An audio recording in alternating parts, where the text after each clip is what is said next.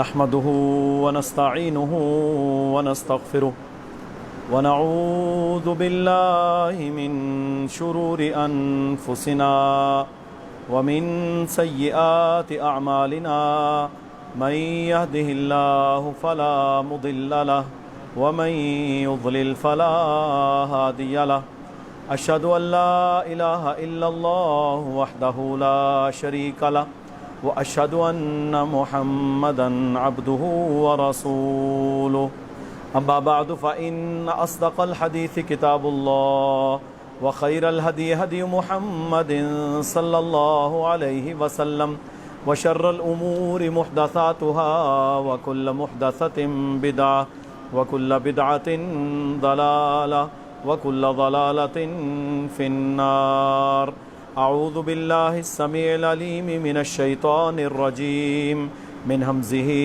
ونفخه ونفثه يا أيها الذين آمنوا اتقوا الله حق تقاته ولا تموتن إلا وأنتم مسلمون يا أيها الناس اتقوا ربكم الذي خلقكم من نفس واحدة وخلق منها زوجها وبث منهما رجالا كثيرا ونساء واتقوا الله الذي تساءلون به والأرحام إن الله كان عليكم رقيبا يا أيها الذين آمنوا اتقوا الله وقولوا قولا سديدا يصلح لكم أعمالكم ويغفر لكم ذنوبكم ومن يطع الله ورسوله فقد فاز فوزا عظيما رب اشرح لي صدري ويسر لي أمري واحلل عقدة من لساني يفقهوا قولي اللهم صل على محمد وعلى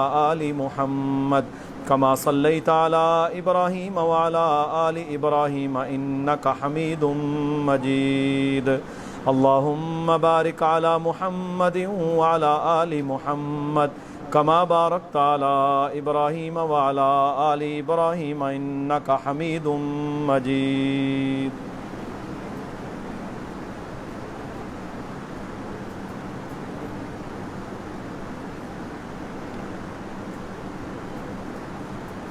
شیطان جو انسانوں کا کھلا دشمن ہے، اس کے بارے میں اللہ احکم الحاکمین نے اپنے پاک کلام میں انسانوں کو متنبہ کیا ہے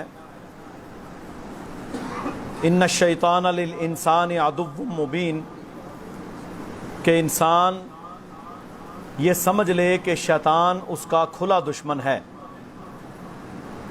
اور جو کھلا دشمن ہوتا ہے وہ تاک لگا کر بیٹھا رہتا ہے اور کوئی موقع وہ خالی نہیں جانے دیتا جب وہ انسان کو گمراہی کی طرف لے جائے۔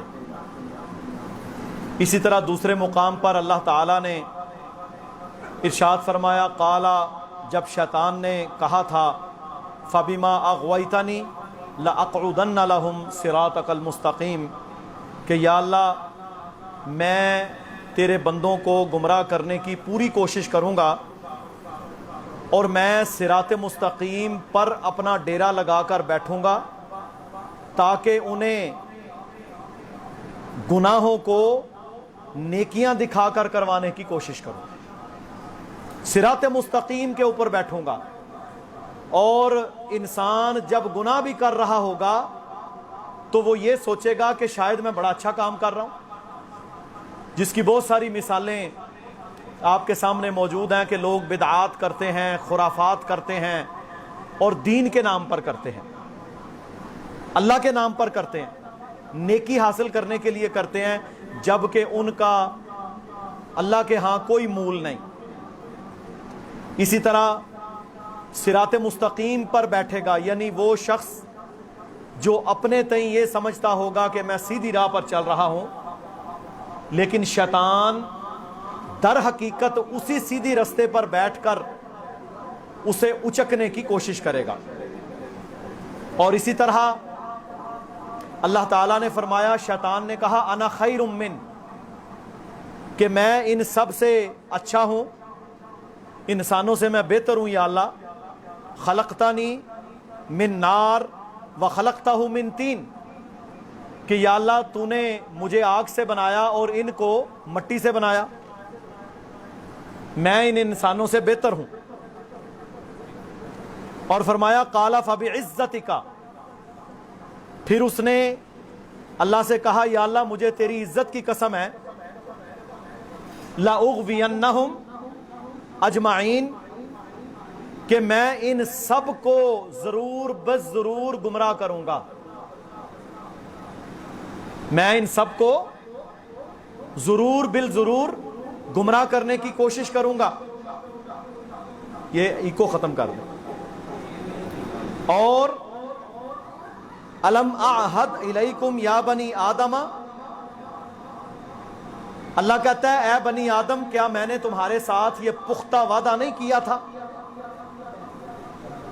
अल्लाह ताबुदुश शैतान, कि तुमने शैतान की इबादत नहीं करनी, इन्नहु लकुम अदुव्वुम मुबीन, क्योंकि वो तुम्हारा खुला दुश्मन है। ठीक है जी, इधर, क्योंकि वो तुम्हारा खुला दुश्मन है। अब अल्लाह ताला ने हमसे ये वादा ले रखा है कि लोगों तुमने शैतान की इबादत नहीं करनी। शैतान की इबादत क्या है? शैतान की इबादत है जब आप अल्लाह के हुक्म से सरताबी करके अल्लाह के नबी के तरीकों को छोड़कर आप शैतान की बात को मानते हैं, शैतानी राहों पर चलते हैं, शैतान के निज़ामों को फॉलो करते हैं। इसको अल्लाह ताला ने फरमाया कि ये शैतान की इबादत है। और फरमाया इन यदऊना मिन दूनिही इल्ला इनासा, ये वो लोग थे जो अल्लाह को छोड़कर जनाना बुतों की पूजा करते थे, यानी इन्होंने औरतों की शक्लों के बुत बनाए हुए थे। आप देखें इंसान के अंदर शहवत परस्ती, खबासत, और अल्लाह ताला ने कुरान में उसका जिक्र किया कि ये वो लोग हैं जिन्होंने अल्लाह के अलावा वो बुत खड़े कर लिए जो जनाना शक्लों में थे। वइन यदऊना इल्ला शैतानम मरीदा, और ये वो लोग थे जो सरकश शैतानों को पुकारते थे। आज आप देखेंगे कि वो लोग जो हद से गुजरे हुए हैं, जुल्म के अंदर, शिर्क के अंदर, कुफर के अंदर, बेहयाई के अंदर, दरअसल वो सरकश शैतानों की इबादत करते हैं। अल्लाह अकबर। और इसी तरह अल्लाह रब्बुल आलमीन ने बड़े वाज़े अंदाज में फरमाया वत्तबाउ मा तत्लुश शयातीन अला मुल्क सुलैमान वमा कफर सुलैमान वलाकिन्न शयातीन कफरू युअल्लिमून अन्नास अस्सिहर। फरमाया ये जो लोग थे ना सुलेमान अलैहिस्सलाम के दौर के, ये शैतान की इबादत करते थे और इन्होंने कुफ्र किया अल्लाह के साथ, जबकि सुलेमान अलैहिस्सलाम इन्हें अल्लाह की फरमाबरदारी का हुक्म देते थे। इन्होंने अल्लाह की नाफरमानी की और ये लोग जादू के अंदर पड़ गए। साबित हुआ जादू करने वाला, जादू करवाने वाला, ये दोनों कुफर की, शैतान की इबादत करने वाले हैं। और जादूगर अगर तौबा भी कर ले, जादूगर अगर तौबा भी कर ले, उसकी तौबा अल्लाह के साथ है, लेकिन उसकी सजा कत्ल है। मुसलमानों की हुकूमत की यह जिम्मेदारी होगी कि वो उस नासूर को दुनिया में जिंदा ना रहने दें, बाकी उसका मामला अल्लाह के साथ है, क्योंकि ये इतना घिनौना जुर्म है। और अल्लाह ने फरमाया ये शैतान की राहों पर चलने वाले थे। अल्लाह अकबर। और ये शैतान लोगों को जादू में डालकर, काले इल्म और इन चीजों के पीछे डालकर गुमराह करने की कोशिश करता है। और इसी गुमराही ने पहली उम्मतों को बर्बाद किया। आज हमारी उम्मत में जादू और शिर्क और कुफर इस हद तक बढ़ चुका है कि अब बाज लोगों का तो यह वतीरा बन चुका है कि वो जादू और इन कामों के अंदर ही हर वक्त मगन रहते हैं کسی سے دشمنی کرنی ہے تو جادو کر لو، ٹونے کر لو، تعویذ ڈال دو، تو یہ بڑے ہی خطرناک قسم کے کفریہ کام ہیں۔ اسی طرح اللہ تعالیٰ نے جب شیطان کو اپنے دربار سے دھتکارا تو اللہ تعالیٰ نے سورہ بنی اسرائیل میں کچھ جملے ارشاد فرمائے، فرمایا وَاسْتَفْزِزْ مَنِ اسْتَطَعْتَ مِنْهُمْ بِصَوْتِكَ، اے شیطان جا ان میں سے جن پر تیرا زور چلتا ہے انہیں اپنی آواز کے ذریعے سے گمراہ کر لے۔ شیطان کی آواز کیا ہے؟ اس بارے میں تمام مورخین، محدثین، مفسرین اور صحابہ اجماع ہے کہ صوت شیطان سے مراد گانا بجانا ہے، میوزک، گانا بجانا، یہ شیطان کی آواز ہے، اور شیطان اس آواز کے ذریعے سے لوگوں کو گمراہ کرنے کی کوشش کرتا ہے۔ اسی طرح شیطان کے حملے اتنے خطرناک ہیں کہ اللہ تعالیٰ نے ہمیں بیت الخلاء جانے سے پہلے کیا حکم دیا؟ اعوذ باللہ، بسم اللہ، اللہم انی اعوذ بکا من الخبث والخبائث۔ لوگوں اللہ کا نام لے کر یہ دعا کر کے بیت الخلاء میں جایا کرو کہ یا اللہ میں ناپاک جنوں اور جننیوں سے تیری پناہ مانگتا ہوں، اور جب تو بیت الخلاء سے باہر آئے تو غفرانک، یہ دعا پڑھ یا اللہ مجھے معاف رکھنا۔ کھانے سے پہلے بسم اللہ، ورنہ شیطان بے برکتی ڈالتا ہے۔ گھر میں داخل ہو بسم اللہ، اور جب بندہ صبح فجر کا وقت ہوتا ہے نا تو رسول اللہ صلی اللہ علیہ وسلم نے فرمایا انسان کی گدی جو یہ بالکل گردن کے پچھلے حصے پر شیطان ہر رات 3 گریں لگاتا ہے، صحیح بخاری میں حدیث ہے، 3 گریں لگاتا ہے۔ جب انسان آنکھ کھولتا ہے پہلی گرہ کھل جاتی ہے، جب وہ اٹھ کے بیٹھتا ہے دوسری گرہ کھل جاتی ہے، اور جب وہ اٹھ کر کھڑا ہو کر وضو کرنے کے لیے چل پڑتا ہے تو تیسری گرہ بھی کھل جاتی ہے۔ یہ بھی شیطان کی ایسی گریں ہیں کہ جو بندے کو فجر کے لیے اٹھنے نہیں دیتے۔ آپ نے ایسے لوگوں کو دیکھا ہوگا جو ساری رات جاگتے رہتے ہیں، جب اذان کا وقت ہو تو سو جاتے ہیں۔ تو میرے بھائیوں یہ شیطان کی گریں ہیں، جو لگ جائیں تو پھر ان کو کھولنے کے لیے طریقہ کیا ہے؟ بندہ جب اٹھے تو دعا پڑھے الحمدللہ الذی احیانا، یا اللہ ساری تعریفیں تیرے لیے ہیں جس نے مجھے زندہ کیا، بعدما اماتنا، اس موت کے بعد، نیند کو بھی موت قرار دیا، وَإِلَيْهِ النُّشُورُ، اس صبح کو۔ اور اسی طرح فرمایا ازدواجی تعلق اپنی بیوی سے قائم کرنے سے پہلے شیطان سے اللہ کی پناہ میں آ جاؤ۔ وہاں بھی کیا کرنا ہے؟ بسم اللہ، اللہم جنبنا الشیطان وجنب الشیطان ما رزقتنا، یا اللہ میں اور میری بیوی ہم شیطان سے تیری پناہ میں آتے ہیں، اور یا اللہ اگر اس میں سے کوئی اولاد ہمیں دے گا اس کو بھی شیطان سے بچا کے رکھنا۔ یہ اللہ کے نبی صلی اللہ علیہ وسلم نے شیطان جو کھلا دشمن ہے اس سے بچنے کے ہمیں طریقے بتائے ہیں۔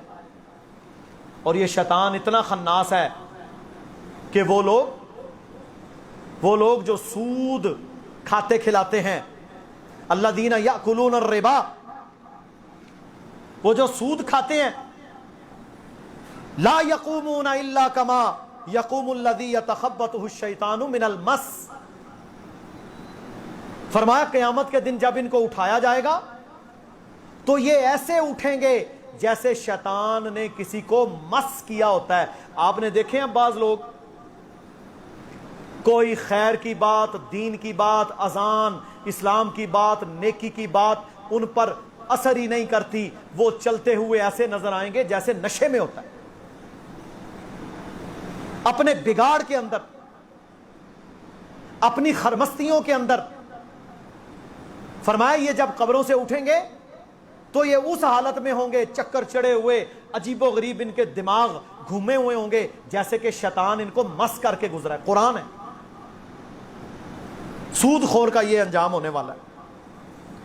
پھر فرمایا انما ذالکم الشیطان یخوف اولیاءہ, فرمایا شیطان یہ ہمیشہ یہ کوشش کرتا ہے کہ تمہیں اپنے دوستوں سے ڈرائے, تمہیں اپنے یاروں سے ڈرائے. شیطان کے دوست, شیطان کے حواری, اللہ کے دشمن کافر, بد کردار لوگ, یہ سارے کے سارے شیطان کے دوست ہیں. اور شیطان یہ کوشش کرتا ہے کہ آپ کو امریکہ سے ڈرائے گا, ظالم سے ڈرائے گا, بد کردار لوگوں سے ڈرائے گا کہ تم خوف میں آ جاؤ. اللہ کہتا ہے تم نے فلا تخافونی, تم نے ان سے نہیں ڈرنا, بالکل نہیں ڈرنا, بلکہ تم نے ایک اللہ سے ڈرنا ہے. اسی طرح شیطان ایک اور کام کرتا ہے, الشیطان یعدکم الفقر, فرمایا شیطان کا پہلا حملہ یہ ہوتا ہے کہ وہ تمہیں فقر سے ڈراتا ہے. فقیری, مر جائے گا, بھوکا ہو جائے گا, کھائے گا کہاں سے, پہنے گا کہاں سے, تیرے کاروبار کا کیا بنے گا, تیری گاڑی, تیرے نظام, تیرے اس کا کیا. الشیطان یعدکم الفقر, یہ تمہیں فقر سے ڈراتا ہے نا, ہر وقت فقر کا ڈر لگا ہوا, کیا بنے گا, کیا بنے گا, کیا بنے گا, سود لے لو, قرضے لے لو, یہ کر لو, وہ کر لو, فلاں کر لو, فلاں کر لو. الشیطان یعدکم الفقر, یہ تمہیں فقیری سے ڈرائے گا. وَيَأْمُرُكُمْ بِالْفَحْشَاءِ, اور پھر تمہیں حکم دے گا بے حیائی کا. پہلے تم پر ایک رعب طاری کرے گا اور پھر تمہیں برے کاموں کی طرف یہ لگا دیتا ہے, پھر تمہیں برے کاموں کی طرف لگا دیتا ہے. یہ شیطان کے حملے ہیں جن حملوں کے ذریعے سے میرے محترم بھائیوں وہ دنیا کو برباد کرتا ہے. اور فرمایا وَإِنَّ الشَّيَاطِينَ لَيُوحُونَ إِلَىٰ أَوْلِيَائِهِمْ لِيُجَادِلُوكُمْ, فرمایا شیطان اپنے یاروں اور اپنے دوستوں پر وحی کرتا ہے. ایک وحی تو اللہ اپنے نبیوں پر کرتا ہے نا, شیطان بھی اپنے دوستوں پر وحی کرتا ہے, ان کے دماغوں کے اندر چیزوں کو ٹھونستا ہے, برائی کے منصوبے, زنا کے منصوبے, بدکاری کے منصوبے, کسی کو نقصان پہنچانے کے منصوبے, ظلم کے منصوبے, یہ سارے شیطان ان پر ڈالتا ہے. اور پھر تمہیں ڈراتا ہے آپس میں, لڑاتا ہے آپس میں تاکہ تم لڑ کر مر جاؤ. یہ سارے کے سارے میرے بھائیوں حملے یہ کس کے ہیں؟ یہ شیطان کے. اب دیکھیں حدیث میں رسول اللہ صلی اللہ علیہ وسلم نے بنی اسرائیل کے اس نیک بندے کا ذکر کیا جو راہب تھا, تارک الدنیا, اپنی کٹیا اپنی خانقاہ میں رہنے والا, 24 گھنٹے عبادتیں کرنے والا, اللہ کی عبادت, سجدے, نمازیں پڑھ رہا ہے, ذکر کر رہا ہے. اب کیا ہوا, وہاں اس گاؤں میں کچھ لوگ رہتے تھے, وہ 3 بھائی تھے اور ان کی ایک بہن تھی. انہوں نے کچھ لمبے عرصے کے لیے کسی سفر پر جانا تھا. اب ان کو سمجھ نہیں آ رہی تھی کہ ہم اس عورت کا کیا کریں. انہوں نے سوچا, انہوں نے کہا بھئی پورے گاؤں میں یہ ایک نیک بابا جی ہیں, ہم اپنی بہن کو ان کے پاس ان کی نگرانی میں چھوڑ جاتے ہیں. وہ گئے, بابے نے کہا بھئی میں نہیں رکھتا, یہ فتنہ ہے. پھر انہوں نے ترلے کیے, منتیں کی, تو بابے نے کہا ٹھیک ہے یہ اپنے ہی گھر میں رہے, میں اسے کھانا پہنچا دیا کروں گا اور کوئی چیز چاہیے ہو تو میں اس کا خیال رکھوں گا, میں نہیں رکھ سکتا اسے. اچھا وہ چلے گئے. اب کیا ہوا, کچھ عرصہ وہ نیک بندہ اس کو کھانا پہنچاتا رہا, ضروریات زندگی کی چیزیں پہنچاتا رہا. پھر ایک وقت آیا کہ شیطان نے کہا کہ تو باہر رکھ کے چلا جاتا ہے, کھانا خراب ہو جاتا ہے, پتہ نہیں اسے پتہ بھی چلتا ہوگا, اسے تکلیف ہوتی ہے, تو کھانا اندر پہنچا کے جایا کر. پھر وہ بابا, وہ نیک آدمی اندر جا کے کھانا دینا شروع ہو گیا. پھر آہستہ آہستہ اس نے کہا دیکھو اس کے بھائی اتنے عرصے سے سفر میں ہیں تو تو کم از کم اس کا حال احوال پوچھ اس عورت کا, ہو سکتا ہے وہ بیمار ہو, کوئی مسئلہ ہو, بات تو کر اس سے. پھر اس نے بات کرنا شروع کر دی, کیا حال ہے, اچھی نیت کے ساتھ, اچھی نیت کے ساتھ. اب باتیں شروع ہو گئیں, حتیٰ کہ یہ سلسلہ بڑھتے بڑھتے بڑھتے بڑھتے یہاں تک پہنچ گیا کہ وہ نیک بندہ جو دنیا کی نظروں میں بڑا ہی متقی اور پرہیزگار تھا, اس سے وہ عمل سرزد ہو گیا کہ اس نے اس عورت سے بدکاری کر دی. شیطان اسے وہاں تک لے گیا. جب اس نے بدکاری کی تو وہ حاملہ ہو گئی. اب جناب نئی مصیبت, ان کے آنے کا وقت ہونے والا تھا. اب یہ ڈر رہا تھا کہ میرا کیا بنے گا. شیطان نے پھر اسے نئے کام پر ڈالا. اب آپ دیکھیں کہ یہ نیک بندے پر کیسے وار کرتا ہے. بات سمجھ آ رہی ہے؟ نیک بندے پر یہ کیسے وار کرتا ہے. اور لَأَقْعُدَنَّ لَهُمْ صِرَاطَكَ الْمُسْتَقِيمَ. اچھا وہ بیٹھا تو صراط مستقیم پر ہی تھا نا. چلو یار اس کا پوچھو, یہ بیمار نہ ہو, اس کو کھانا اندر پہنچا کے, یہ بڑی نیکی کی بات ہے. کسی کی بہن ہے, اس کو کوئی مسئلہ ہوگا, بات تو کرو, پوچھو تو صحیح, حال وال پوچھنا چاہیے. دیکھیں نا جی ایسے تو نہ کریں. آخر شیطان نے پھر اس سے ایک اور عمل کروایا. کیا؟ اس نے اس عورت کو قتل کر دیا. قتل کر کے اپنی کٹیا کے قریب ہی دفن کر دیا. اچھا جب اس نے دفن کیا تو میرے بھائیوں کچھ عرصے کے بعد اس کے بھائی آ گئے. اس نے کہا جی بات یہ ہے کہ وہ بڑی اچھی عورت تھی, میں نے اس کی بڑی خدمت کی, بیماری آئی تھی, وہ بیمار ہوئی, دوائیاں لیں, بڑی کوشش کی, لیکن وہ بچ نہیں سکی, وہ مر گئی, تو میں نے اسے دفن کر دیا. اچھا انہوں نے کہا ٹھیک ہے جو اللہ کی مرضی. وہ چلے گئے اپنے گھر. اب جب وہ تینوں بھائی رات کو سوئے تو شیطان ان کے خواب میں آیا. شیطان ان کے خواب, اس نے پتہ کیا کہا, اس نے تینوں کو بار بار رات کے وقت جا کر ان کے کانوں میں پھونکے ماری اور کیا کہا کہ وہ مری کوئی نہیں, اس کو اس نے قتل کیا ہے, یہ معاملہ ہوا تھا. ایک اٹھا, دوسرا اٹھا, تیسرا اٹھا, تینوں کو سیم خواب ایک دوسرے کو سنایا. جب ایک دوسرے کو سنایا تو انہوں نے کہا یہ وسوسہ ہے, وسوسہ ہے. لیکن ان کے بڑے بھائی نے کہا نہیں یہ وسوسہ نہیں ہے, میں اس ماجرے کی تحقیق کر کے چھوڑوں گا. وہ گئے اس بابے کے پاس, جا کے اسے مارا کوٹا. جب اس کو میرے بھائیوں مار پڑی تو سارا بک دیا. کہتا ہے ایسے ہوا تھا, یہ ہوا, بدکاری ہوئی, میں نے اسے قتل کیا ہے. اور میرے محترم بھائیوں وہاں سے وہ بھاگ نکلا. اب آگے سنیں جو اصل میں آپ کو بتانا چاہتا ہوں. اب وہ بھاگ نکلا, یہ تینوں تلوار یا جو اسلحہ تھا وہ لے کر اس کے پیچھے پیچھے وہ بھاگتا جا رہا ہے, بھاگتا جا رہا ہے, حتیٰ کہ رستے میں ابلیس وہی شیطان اسے ملا اور اس نے کہا بابا اب تیرے بچنے کی کوئی امید نہیں, اب تیرے بچنے کا صرف ایک راستہ ہے اور میں تجھے ضمانت دیتا ہوں کہ اگر تو یہ عمل کر لے میں تیری حفاظت کروں گا. اب اس کو جان کے لالے پڑے ہوئے تھے, اس کی نیکیاں, اس کی نمازیں, اس کے روزے, اس کا ظاہری حلیہ, اس کا دنیا کے اندر جناب یہ اور کٹیا اور وغیرہ وغیرہ سارا تھا. اب کیا ہے وہ بھاگے ہوئے جا رہا ہے. اور شیطان نے پھر کیا کیا, شیطان نے کہا تیرے بچنے کا ایک راستہ ہے اور وہ راستہ یہ ہے کہ تو مجھے سجدہ کر, تو مجھے سجدہ کر. اس نے بابے نے جان بچانے کے لیے شیطان کے سامنے اپنی پیشانی کو جھکا لیا اور اپنے ایمان کی نفی کر کے کفر کے اندر. میرے بھائیوں پھر شیطان نے کیا بچانا تھا, ان کید الشیطان کان ضعیفا, شیطان کے جال بڑے کچے, کچھ نہیں کر سکتا.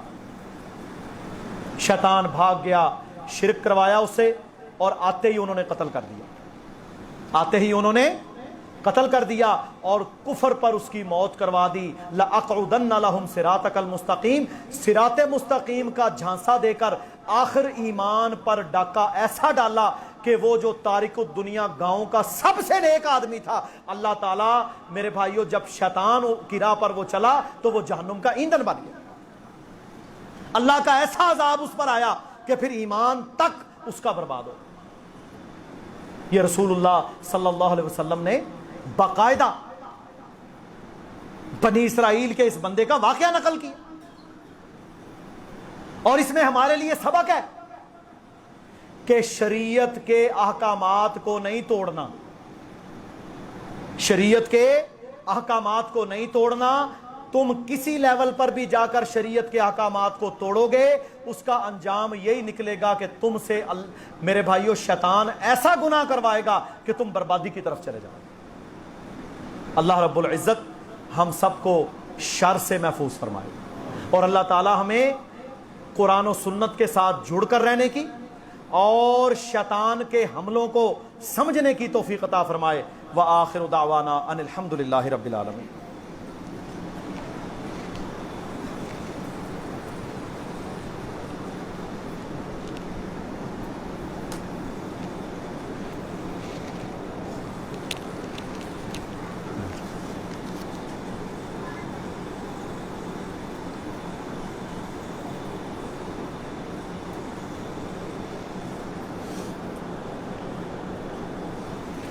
ادھر بیٹھ جو جا دو عیسیٰ کے ساتھ. ان الحمد للہ نحمده ونستعینه ونستغفره ونعوذ باللہ من شرور انفسنا ومن سیئات اعمالنا من يهده الله فلا مضل له ومن يضلل فلا هادي له. اشهد ان لا اله الا الله وحده لا شريك له واشهد ان محمدا عبده ورسوله. اما بعد. محترم بھائیو, 18 ذی الحجہ سیدنا عثمان رضی اللہ تعالی عنہ کی شہادت کا دن ہے. خلفائے راشدین اور صحابہ کرام رضوان اللہ علیہم اجمعین یہ وہ ہستیاں ہیں جن لوگوں کے ذریعے سے اللہ کا دین ہم تک پہنچا. یہی وہ پاک باز لوگ ہیں جنہوں نے محمد الرسول اللہ صلی اللہ علیہ وسلم سے قرآن اور شریعت کو اور سنت کو سیکھ کر امت تک پہنچائے. یہی وہ پاک باز ہستیاں ہیں جن کے بارے میں اللہ کے نبی صلی اللہ علیہ وسلم نے فرمایا تھا خیر الناس قرنی, سب سے بہترین لوگ میرے دور کے. سب سے اعلیٰ انسان اگر اس کائنات میں نبیوں کے بعد کوئی رہے ہیں تو وہ کون ہے؟ وہ صحابہ ہیں. اور صحابہ میں سب سے اعلیٰ خلفائے راشدین. خلفائے راشدین میں سب سے افضل سیدنا ابو بکر صدیق رضی اللہ تعالیٰ عنہ. اس کے بعد سیدنا عمر بن خطاب رضی اللہ تعالیٰ عنہ. اس کے بعد سیدنا عثمان بن عفان ذی النورین رضی اللہ تعالیٰ عنہ. حضرت عثمان کی بڑی فضیلتیں. رسول اللہ صلی اللہ علیہ وسلم نے فرمایا میں اس سے حیا کیوں نہ کروں جس سے اللہ بھی حیا کرتا ہے. اتنے باحیا, میں اس سے کیوں حیا نہ کروں جس سے اللہ بھی حیا کرتا ہے. اسی طرح صحیح بخاری میں حدیث ہے, اللہ کے نبی صلی اللہ علیہ وسلم ابو بکر, عمر اور عثمان رضی اللہ عنہ احد پہاڑ کے اوپر کھڑے ہیں اور احد پہاڑ ہلنا شروع ہو گیا. آپ صلی اللہ علیہ وسلم نے اپنا پاؤں مبارک احد پہاڑ پر مارا اور کہا اے احد تھم جا, اے احد تھم جا, کیا تجھے پتا نہیں تجھ پر ایک نبی, ایک صدیق اور 2 شہید کھڑے ہیں. آپ رضی اللہ تعالیٰ عنہ اور حضرت عمر کی شہادت کی گواہی کس نے دی؟ اللہ کے نبی صلی اللہ علیہ وسلم نے. عثمان رضی اللہ تعالیٰ عنہ اس پوری دنیا میں پوری دنیا میں وہ واحد شخصیت ہیں جس ایک بندے کے گھر میں اللہ کسی نبی کی 2 بیٹیاں تھیں۔ اس کائنات میں کوئی ایسا دوسرا نہیں ہے کہ کسی ایک نبی نے اپنی 2 بیٹیاں یکے بعد دیگرے اس کے نکاح میں دی۔ اتنا بڑا مقام عثمان رضی اللہ تعالی عنہ کا، اتنا بڑا مقام کہ جب یہودیوں کے پاس بئر معونہ کا کنواں تھا، میرے بھائیوں آج بھی ہم نے دیکھا وہ کنواں آج بھی موجود ہے، اور آج بھی اس کے اندر واٹر پمپس لگا کر مدینہ کو پانی سپلائی کیا جاتا ہے۔ حضرت عثمان کا صدقہ جاریہ تو آج بھی چل رہا ہے۔ وہ کنواں پہلے آدھا خریدا، پھر پورا خریدا، اور سارا کنواں خرید کر حضرت عثمان نے وقف کر دیا، مسلمانوں کے لیے بھی غیر مسلموں کے لیے، کہا کسی کو منع نہیں ہے۔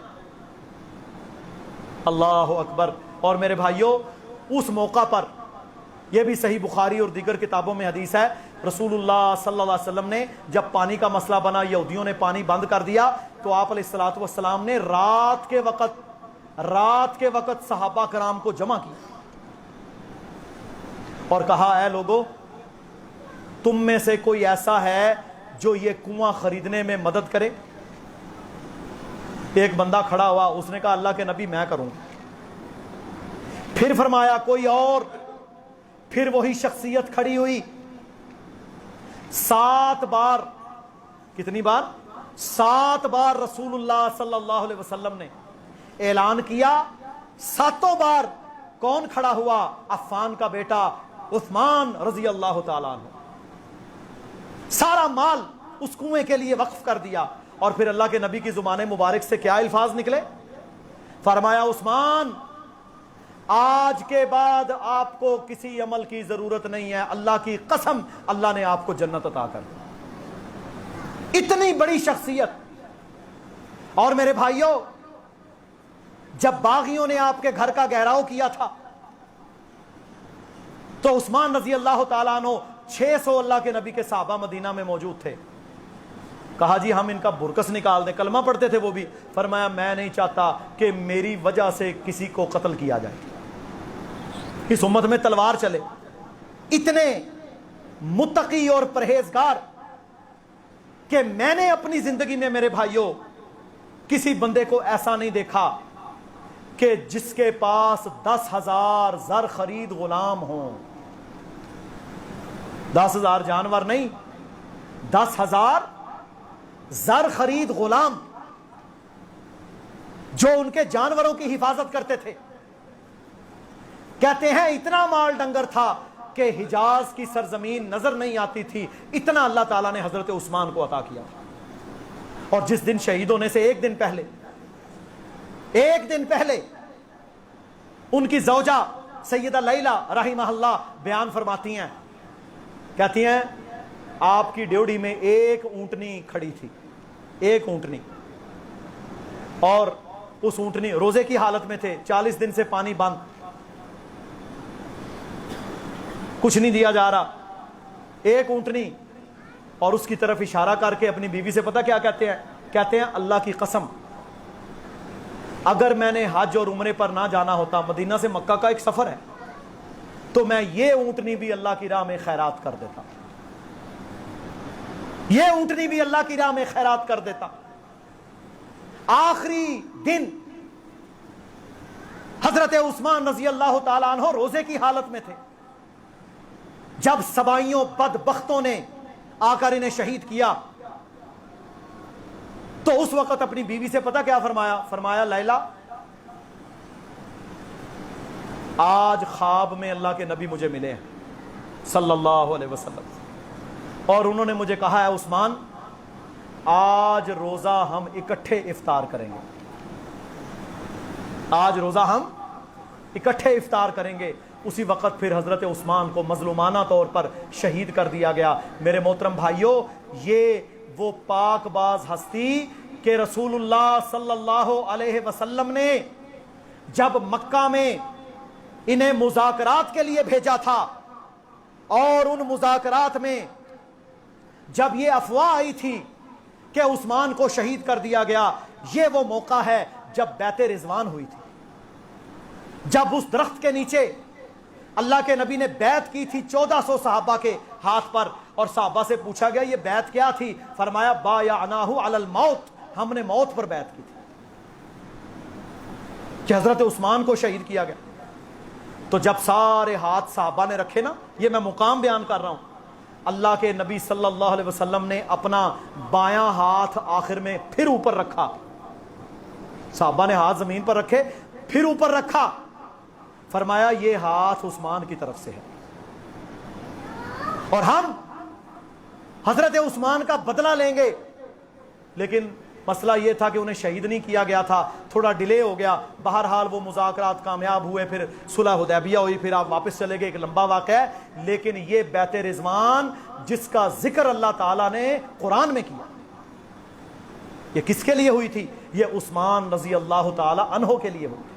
اور غزوہ بدر کے موقع پر حضرت عثمان شریک نہیں ہوئے تھے، کیونکہ اس وقت آپ صلی اللہ علیہ وسلم کی پیاری بیٹی سیدہ رقیہ رضی اللہ تعالی عنہا شدید بیمار تھی، اور آپ صلی اللہ علیہ وسلم نے حضرت عثمان کو منع کیا تھا کہ آپ جنگ میں نہیں آئیں گے، آپ اپنی بیوی کا خیال رکھیں، اس کی تیمارداری کریں، ان کو دوائی لے کر دیں، ان کا معاملہ خیال رکھیں۔ اور پھر جب بدر سے فتح لے کر اللہ کے نبی واپس پہنچتے ہیں، فرمایا عثمان کو اتنا ہی حصہ ملے گا گویا کہ یہ بدر میں ہمارے ساتھ شامل تھے، اتنا بڑا مقام۔ اور میرے بھائیوں، یہ وہ پاک باز ہستیاں ہیں، یہ وہ پاک باز ہستیاں ہیں جن کو اللہ کے نبی نے دنیا میں جنت کی بشارتیں دی، جن کے بارے میں قرآن نے کہا وَكُلًّا وَعَدَ اللَّهُ الْحُسْنَى، ہم نے ان سب کے ساتھ سچا وعدہ کیا۔ رضی اللہ عنہم ورضوا عنہ، اللہ کہتا ہے میں ان سے راضی ہوا، یہ مجھ سے راضی ہوئے، میں ان سے راضی ہوا، یہ مجھ سے راضی ہوئے۔ اور میرے محترم بھائیوں، قرآن ان صحابہ اور خلفاء کے ایمان کو ہمارے لیے نمونہ قرار دیتا ہے۔ فرمایا فَإِنْ آمَنُوا بِمِثْلِ مَا آمَنْتُمْ بِهِ فَقَدْ اهْتَدَوْا، اے لوگو تم اس وقت تک پکے ایمان والے ہو ہی نہیں سکتے جب تک تمہارا ایمان ان جیسا نہ ہو جائے جو میرے نبی کے یار ہیں۔ وہ ایمان اور عقیدہ، وہ قربانیاں جو خلفائے راشدین اور صحابہ نے دی، میرے محترم بھائیوں، اس کا ثانی دنیا میں نہیں ملتا، حتیٰ کہ جو تورات اور زبور اور انجیل ہے، ان تینوں کتابوں کے اندر آخری نبی کا جو وصف بیان کیا گیا نا، ان میں ایک وصف یہ بھی ہے کہ اللہ تعالیٰ آخری نبی آخر الزمان کو ایسے ساتھی دے گا جو پوری دنیا میں اسلام کو غالب کر دیں گے، جو پوری دنیا میں اسلام کو اونچا کر دیں گے۔ یہ تو پہلی کتابوں کے اندر بھی موجود تھا۔ تو اللہ رب العزت ہمیں اللہ کے نبی صلی اللہ علیہ وسلم کے ساتھ سچی محبت کرنے کی توفیق عطا فرمائے۔ اللہ تعالی ہمیں خلفائے راشدین، صحابہ کرام، امہات المومنین، اہل بیت اعظام، ان سب کے ساتھ سچی محبت کرنے کی توفیق عطا فرمائے۔ اللہ تعالی ہمیں افراط اور تفریط سے بچا کر رکھے۔ یاد رکھ لیں، جو شخص کسی ایسی ہستی کے بارے میں بد کلامی کرے، گستاخی کرے، تبرہ کرے، جس کو اللہ کے نبی نے جنتی قرار دیا، تو میرے محترم بھائیوں پھر سن لو اس کا انجام کیا ہوگا۔ معجم الکبیر طبرانی کے اندر حدیث ہے، رسول اللہ صلی اللہ علیہ وسلم نے فرمایا جو میرے ساتھیوں کو برا بھلا کہے گا اس پر اللہ کی لعنت ہو، اس پر فرشتوں کی لعنت ہو، اور ساری دنیا کے انسانوں کی بھی اس پر لعنت ہو۔ یہ اتنا گھناؤنا جرم ہے۔ تو اللہ رب العزت ہمیں افراط و تفریط سے بچتے ہوئے صحابہ، خلفائے راشدین، امہات المومنین، ازواج مطہرات اور اہل بیت اعظام رضوان اللہ علیہم اجمعین کے ساتھ دلی محبت کرنے کی توفیق عطا فرمائے، اور ہمیں افراط اور تفریط سے بچنے کی توفیق عطا فرمائے۔ یہ ایمان والے کا کردار ہے۔ ایمان والا کبھی بھی اپنے عقیدے اور ایمان میں افراط و تفریط کا شکار نہیں ہوتا۔ اور اپنے اعمال کا جائزہ لیں کہ ہم کتنے کمزور ایمان کے لوگ ہیں، اور ہم کسی ایسی ہستی کے بارے میں بد کلامی کر کے جو تھوڑے سے اعمال ہیں وہ بھی برباد کر لیں۔ اللہ رب العزت کہنے والے اور سننے والوں کو عمل کرنے کی توفیق عطا فرمائے، اور اللہ تعالی ہمیں شیطان کی راہوں سے بچ کر سیدھی راہ صراط مستقیم پر چلنے والا بنا دے۔ اور میرے بھائیو، یہ ایک دعا کے لیے کہا ہے منظر عباس ولد وارث خان، یہ حکیم وارث صاحب بیٹھے ہیں، ان کا بیٹا منظر جوان ہے، شدید بیمار ہے، دعا کریں اللہ تعالیٰ اس بیچارے کو شفا عطا فرمائے اور اللہ تعالیٰ اس کو صحت اور تندرستی عطا فرمائے۔ جمعہ یہیں پڑھتا ہے، جمعہ وہ یہیں جوان پڑھتا ہے، اللہ اسے شفا دے، اور جتنے بیمار ہیں دعا کریں اللہ تعالیٰ ان سب کو شفا کاملہ عاجلہ عطا فرمائے۔ یا اللہ جتنے پریشان حال ہیں ان کی پریشانیاں دور فرما، یا اللہ جتنے مصیبت میں ہیں ان کی مصیبتیں دور فرما، یا اللہ جن کی اولادیں نافرمان ہیں انہیں فرما بردار بنا دے، یا اللہ جن کو رزق کی تنگی ہے یا اللہ انہیں اچھا حلال رزق عطا فرما، یا اللہ امت مسلمہ کی حفاظت فرما، یا اللہ ہماری ماؤں بہنوں کو، ہمارے بھائیوں کو دین اسلام پر چلنے کی توفیق عطا فرما۔ سبحان ربک رب العزت عما یصفون وسلام علی المرسلین والحمد للہ رب العالمین۔